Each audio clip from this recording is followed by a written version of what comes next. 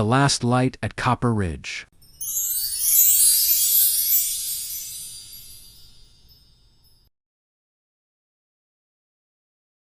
Copper Ridge rose above the plains like a quiet sentinel, its red stone catching the last of the sun, long after the valley below had dimmed.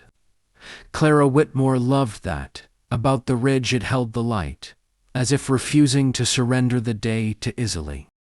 She guided her horse along the narrow trail, dust clinging to her skirts, the air warm with late summer wind. Widowed for 3 years now, Clara had learned to measure her days by work alone. Fences mended, horses fed, land protected. Love had no place here anymore. The ridge was enough. That was when she saw him. A lone rider climbed the lower path, moving slow but deliberate, his outline dark against the glowing stone. Clara reined in her horse, instinct tightening her grip. Strangers were rare this high, uphand, never welcome. The man paused when he spotted her, lifting a hand not in greeting, but acknowledgement. Something in the way he sat, his horse steady, watchful, told her this was no drifter merely passing through. And for the first time in years, Copper Ridge felt altered. Jonah Hale had ridden a long way to disappear. The badge that once rested over his heart lay buried beneath a cottonwood miles back, along with the man he used to be. Copper Ridge was meant to be temporary, a place to breathe, to forget, to live quietly enough that no one asked questions. But when he reached the upper trail and saw Clara Whitmore waiting, rifle slung over her shoulder, he understood this place would not let him stay unnoticed. Her gaze was sharp, assessing, unafraid. Grief had shaped her. He could tell, the kind that hardened instead of breaking. Jonah felt it like a mirror held too close. "I'm looking for work," he said, voice calm, hands visible. "Fence repair, stable work, anything honest." Clara studied him longer than was polite. Finally, she nodded once. "One night," she said. "We'll see after." As Jonah followed her toward the homestead, the sun dipped lower, and he wondered if coming here had been a mistake or the first right choice he'd made in years. Jonah worked hard and spoke little. That suited Clara just fine. Days passed with measured rhythm. He repaired broken fence posts, cleared fallen rock, and never once stepped where he wasn't invited.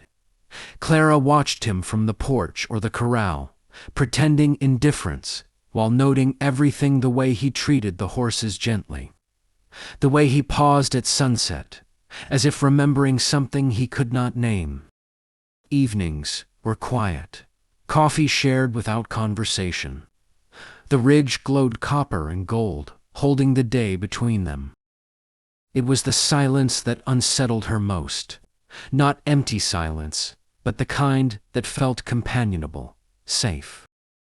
She had not allowed herself that kind of comfort since burying her husband.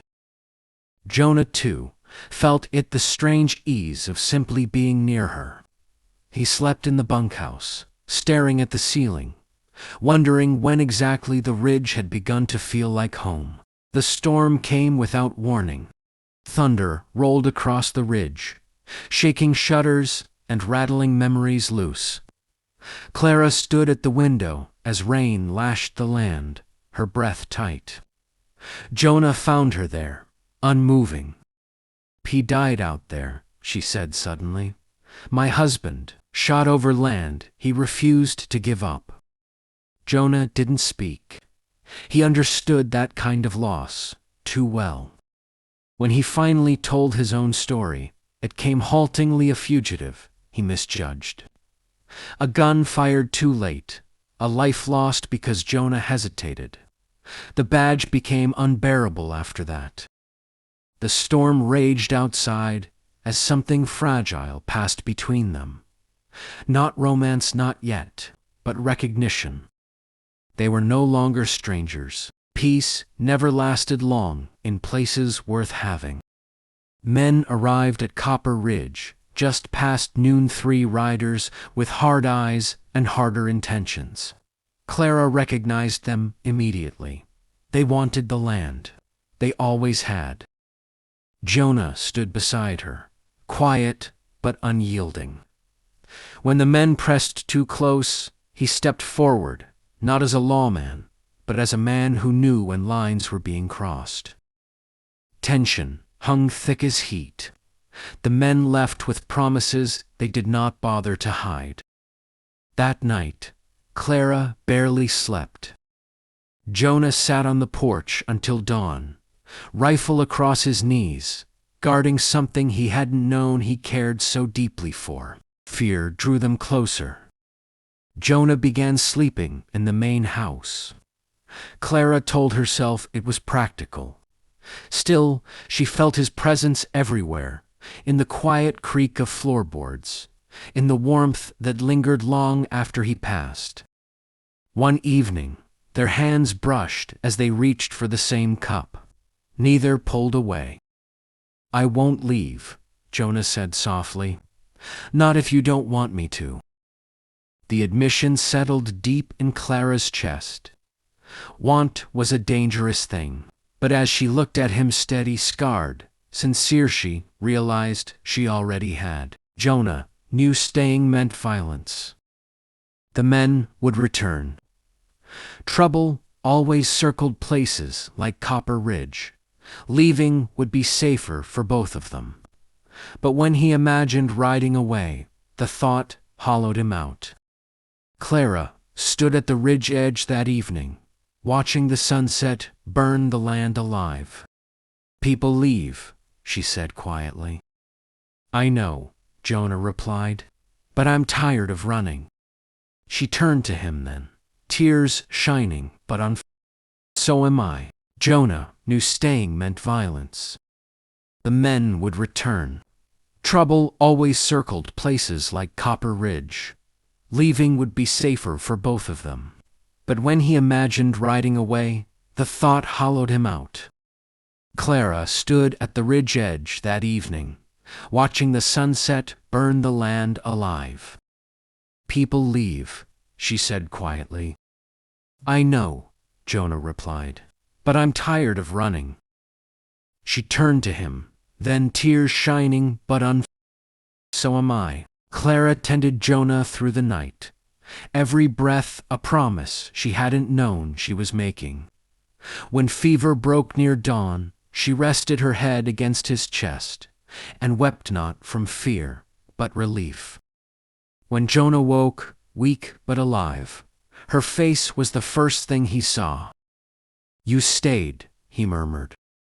"So did you." The light returned to Copper Ridge slowly, gently. Weeks passed, the land healed, so did they. Jonah never reclaimed his badge. He didn't need it anymore. Clara no longer watched the horizon with dread. The ridge still held the sun, but now it held laughter, shared work, and quiet evenings wrapped in warmth. At sunset, Jonah took Clara's hand. "This place saved me," he said. She smiled, resting her head against his shoulder. "No," she replied. "We saved each other." And as the last light settled over Copper Ridge, love remained steady, enduring, and unafraid of the dark.